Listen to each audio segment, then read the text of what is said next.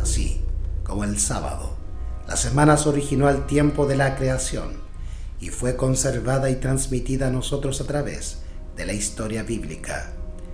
Dios mismo dio la primera semana como modelo de las subsiguientes hasta el fin de los tiempos. Como las demás, consistió en 7 días literales.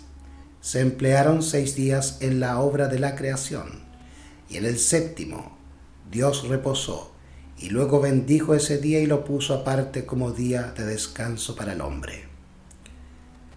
En la ley dada en el Sinaí, Dios reconoció la semana y los hechos sobre los cuales se funda. Después de dar el mandamiento, acuérdate de santificar el día sábado, Éxodo capítulo 20 versículo 8, y después de estipular lo que debe hacerse durante los 6 días y lo que no debe hacerse en el día séptimo, manifiesta la razón por la cual ha de observarse así la semana, recordándonos su propio ejemplo. Por cuanto el Señor en 6 días hizo el cielo y la tierra, y el mar, y todas las cosas que hay en ellos, y descansó en el día séptimo. Por esto bendijo el Señor el día sábado y le santificó. Éxodo capítulo 20 versículo 11. Esta razón resulta plausible cuando entendemos que los días de la creación son literales. Los primeros 6 días de la semana fueron dados al hombre para su trabajo, porque Dios empleó el mismo periodo de la primera semana en la obra de la creación. En el día séptimo, el hombre ha de abstenerse de trabajar en memoria del reposo del Creador. Pero la suposición de que los acontecimientos de la primera semana requirieron miles y miles de años ataca directamente los fundamentos del cuarto mandamiento. Representa al Creador como si estuviese ordenando a los hombres que observaran la semana de días literales en memoria de largos e indefinidos periodos. Esto es distinto del método que Él usa en su relación con sus criaturas. Hace obscuro e indefinido lo que Él ha hecho muy claro. Es incredulidad en la forma más insidiosa y, por lo tanto, más peligrosa. Su verdadero carácter está disfrazado de tal manera que la sostienen y enseñan muchos que dicen creer en la Sagrada Escritura.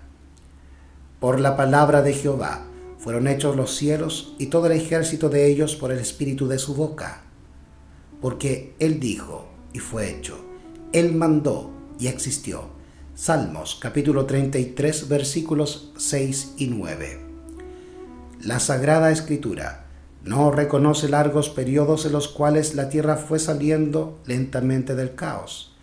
Acerca de cada día de la creación, las Santas Escrituras declaran que consistía en una tarde y una mañana, como todos los demás días que siguieron desde entonces. Al fin de cada día se da el resultado de la obra del Creador, y al terminar la narración de la primera semana se dice: estos son los orígenes de los cielos y de la tierra cuando fueron creados. Génesis capítulo 2, versículo 4. Pero esto no implica que los días de la creación fueron algo más que días literales.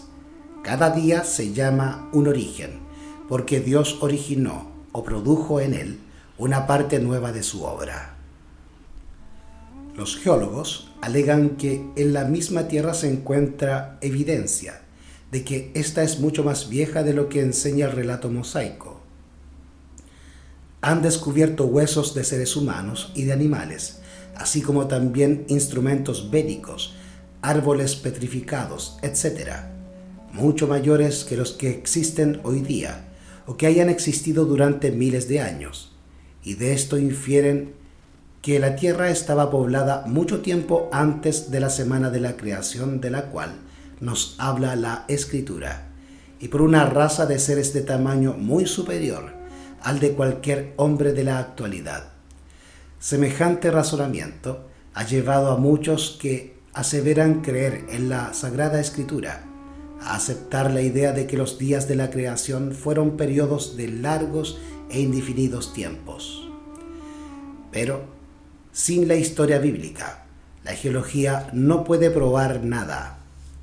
Los que razonan con tanta seguridad acerca de sus descubrimientos no tienen una noción adecuada del tamaño de los hombres, los animales y los árboles antediluvianos, ni de los grandes cambios que ocurrieron en aquel entonces. Los vestigios que se encuentran en la Tierra dan evidencia de condiciones que en muchos respectos eran muy diferentes de las actuales, pero el tiempo en que estas condiciones imperaron solo puede saberse mediante la Sagrada Escritura. En la historia del diluvio, la inspiración divina ha explicado lo que la geología sola jamás podría desentrañar. En los días de Noé, hombres, animales y árboles de un tamaño muchas veces mayor que el de los que existen actualmente fueron sepultados y de esa manera preservados para probar a las generaciones subsiguientes que los antediluvianos perecieron por un diluvio. Dios quiso que el descubrimiento de estas cosas estableciese la fe de los hombres en la historia sagrada, pero estos, con su vano raciocinio, caen en el mismo error en que cayeron los antediluvianos, al usar mal las cosas que Dios les dio para su beneficio, las tornan en maldición. Uno de los ardides de Satanás consiste en lograr que los hombres acepten las fábulas de los incrédulos, pues así puede obscurecer la ley de Dios, muy clara en sí misma, y envalentonar a los hombres para que se rebelen contra el gobierno divino. Sus esfuerzos van dirigidos especialmente contra el cuarto mandamiento, porque éste señala tan claramente al Dios vivo, creador del cielo y de la tierra. Algunos realizan un esfuerzo constante para explicar la obra de la creación como resultado de causas naturales y, en abierta oposición de las verdades consignadas en la Sagrada Escritura, el razonamiento humano es aceptado aún por personas que dicen ser cristianas. Hay quienes se oponen al estudio e investigación de las profecías, especialmente las de Daniel y de Apocalipsis, diciendo que éstas son tan oscuras que no las podemos comprender. No obstante, estas mismas personas reciben ansiosamente las suposiciones de los geólogos que están en contradicción con el relato de Moisés. Pero, si lo que Dios ha revelado es tan difícil de comprender, cuán ilógico es aceptar meras suposiciones en lo que se refiere a cosas que Él no ha revelado. Las cosas secretas pertenecen a Jehová nuestro Dios, mas las reveladas son para nosotros y para nuestros hijos por siempre. Deuteronomio capítulo 29, versículo 29. Nunca reveló Dios al hombre la manera precisa en que llevó a cabo la obra de la creación. La ciencia humana no puede escudriñar los secretos del Altísimo. Su poder creador es tan incomprensible como su propia existencia. Dios ha permitido que raudales de luz se derramasen sobre el mundo, tanto en las ciencias como en las artes. Pero cuando los llamados hombres de ciencia tratan estos asuntos desde el punto de vista meramente humano, llegan a conclusiones erróneas. Puede ser inocente el especular más allá de lo que Dios ha revelado, si nuestras teorías no contradicen los hechos de la Sagrada Escritura. Pero los que dejan a un lado la palabra de Dios y pugnan por explicar de acuerdo con principios científicos las obras creadas, flotan sin carta de navegación o sin brújula en un océano ignoto. Aún los cerebros más notables, si en sus investigaciones no son dirigidos por la palabra de Dios, se confunden en sus esfuerzos por delinear las relaciones de la ciencia y la revelación. Debido a que el Creador y sus obras les resultan tan incomprensibles que se ven incapacitados para explicarlos mediante las leyes naturales, consideran la historia bíblica como algo indigno de confianza. Los que dudan de la certeza de los relatos del Antiguo Testamento y del Nuevo serán inducidos a dar un paso más y a dudar de la existencia de Dios, y luego, habiendo perdido sus anclas, se verán entregados a su propia suerte para encallar finalmente en las rocas de la incredulidad. Estas personas han perdido la sencillez de la fe. Debería existir una fe arraigada en la divina autoridad de la Santa Escritura de Dios. La Sagrada Escritura no se ha de juzgar de acuerdo con las ideas científicas de los hombres. La sabiduría humana es una guía en la cual no se puede confiar. Los escépticos que leen la Sagrada Escritura para sutilizar acerca de ella pueden, mediante una comprensión imperfecta de la ciencia o de la revelación, sostener que encuentran contradicciones entre una y otra, pero cuando se entienden correctamente, se las nota en perfecta armonía. Moisés escribió bajo la dirección del Espíritu de Dios, y una teoría geológica correcta no presentará descubrimientos que no puedan conciliarse con los acertos así inspirados. Toda verdad, ya sea en la naturaleza o en la revelación, es consecuente consigo misma en todas sus manifestaciones. En la palabra de Dios hay muchas interrogaciones que los más profundos eruditos no pueden contestar. Se nos llama la atención a estos asuntos para mostrarnos que, aun en las cosas comunes de la vida diaria, es mucho lo que las mentes finitas, con toda su jactanciosa sabiduría, no podrán jamás comprender en toda su plenitud. Sin embargo, los hombres de ciencia creen que ellos pueden comprender la sabiduría de Dios, lo que Él ha hecho y lo que puede hacer. Se ha generalizado mucho la idea de que Dios está restringido por sus propias leyes. Los hombres niegan o pasan por alto su existencia, o piensan que pueden explicarlo todo, aún la acción de su espíritu, sobre el corazón humano, y ya no reverencian su nombre ni temen su poder. No comprendiendo las leyes de Dios, ni el poder infinito de Él para hacer efectiva su voluntad mediante ellas, no creen en lo sobrenatural. Comúnmente, la expresión leyes de la naturaleza abarca lo que el hombre ha podido descubrir acerca de las leyes que gobiernan el mundo físico. Pero, cuán limitada es la sabiduría del hombre y cuán vasto el campo en el cual el Creador puede obrar en armonía con sus propias leyes y, sin embargo, enteramente más allá de la comprensión de los seres finitos. Muchos enseñan que la materia posee poderes vitales, que se le impartieron ciertas propiedades y que se la dejó luego actuar mediante su propia energía inherente, y que las operaciones de la naturaleza se llevan a cabo en conformidad con leyes fijas, en las cuales Dios mismo no puede intervenir. Esta es una ciencia falsa y no está respaldada por la palabra de Dios. La naturaleza es la sierva de su Creador.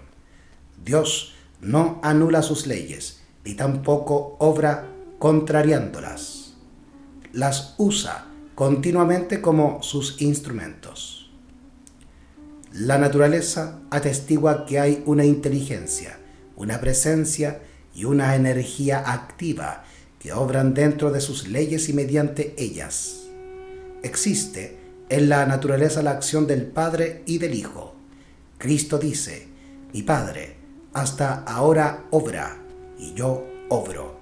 Juan capítulo 5, versículo 17. Los levitas, en su himno registrado por Nehemías, cantaban: Tú, oh Jehová, eres solo, tú hiciste los cielos y los cielos de los cielos, y toda su milicia, la tierra y todo lo que está en ella. Tú vivificas todas estas cosas. Nehemías capítulo 9, versículo 6. En cuanto se refiere a este mundo, la obra de la creación de Dios está terminada, pues fueron acabadas las obras desde el principio del mundo. Hebreos capítulo 4, versículo 3. Pero su energía sigue ejerciendo su influencia para sustentar los objetos de su creación. Una palpitación no sigue la otra, y un hálito al otro, porque el mecanismo que una vez se puso en marcha continúe accionando por su propia energía inherente, sino que todo hálito, toda palpitación del corazón es una evidencia del completo cuidado que tiene de todo lo creado aquel en quien vivimos y nos movemos y somos. Hechos, capítulo 17, versículo 28. No es en virtud de alguna fuerza inherente que año tras año la tierra produce sus abundantes cosechas y que continúa su movimiento alrededor del sol. La mano de Dios dirige los planetas y los mantiene en su puesto, en su ordenada marcha a través de los cielos. Él saca por cuenta su ejército, a todas llama por sus nombres, ninguna faltará. Tal es la grandeza de su fuerza y su poder y virtud. Isaías capítulo 40, versículo 26. En virtud de su poder, la vegetación florece, aparecen las hojas y las flores se abren. Es Él quien hace a los montes producir hierba. Por su poder, los valles se fertilizan. Todas las bestias de los bosques piden a Dios su alimento, y toda criatura viviente, desde el diminuto insecto hasta el hombre, dependen diariamente de su divina providencia. Según las hermosas palabras del salmista, todos ellos esperan en ti, para que les des su comida a su tiempo. Les das, recogen, abres tu mano, hártanse de bien. Su palabra controla los elementos. Él cubre los cielos de nubes y prepara la lluvia para la tierra. Él da la nieve como lana, derrama la escarcha como ceniza. A su voz se da muchedumbre de aguas en el cielo, y hace subir las nubes de lo postrero de la tierra. Hace los relámpagos con la lluvia y saca el viento de sus depósitos. Salmos 147, versículos 8 y 16. Capítulo 104, versículos 27 y 28. Y Jeremías, capítulo 10, versículo 13. Dios es el fundamento de todas las cosas. Toda verdadera ciencia está en armonía con sus obras. Toda verdadera educación nos induce a obedecer a su gobierno. La ciencia abre nuevas maravillas ante nuestra vista, se remonta alto y explora nuevas profundidades, pero de su búsqueda no trae nada que esté en conflicto con la divina revelación. La ignorancia puede tratar de respaldar puntos de vista falsos con respecto a Dios, valiéndose para ello de la ciencia, pero el libro de la naturaleza y la palabra escrita se iluminan mutuamente. De esa manera, somos inducidos a adorar al Creador y confiar con inteligencia en su palabra. Ninguna mente finita puede comprender plenamente la existencia, el poder, la sabiduría o las obras del infinito. El escritor sagrado dice: ¿alcanzarás tú el rastro de Dios? ¿Llegarás tú a la perfección del Todopoderoso? Es más alto que los cielos. ¿Qué harás? Es más profundo que el infierno. ¿Cómo lo conocerás? Su dimensión es más larga que la tierra y más ancha que la mar. Job, capítulo 11, versículos 7 al 9. Los intelectos más poderosos de la tierra no pueden comprender a Dios. Los hombres podrán investigar y aprender siempre, pero habrá siempre un infinito inalcanzable para ellos. Sin embargo, las obras de la creación dan testimonio de la grandeza y del poder de Dios. Los cielos cuentan la gloria de Dios y la expansión denuncia la obra de sus manos. Salmos capítulo 19, versículo 1. Los que reciben la palabra escrita como su consejera encontrarán en la ciencia un auxiliar para comprender a Dios. Porque las cosas invisibles de Él, su eterna potencia y divinidad, se echan de ver desde la creación del mundo, siendo entendidas por las cosas que son hechas. Romanos capítulo 1, versículo 20. Patriarcas y Profetas, por Elena G. de White. Capítulo 9. La semana literal.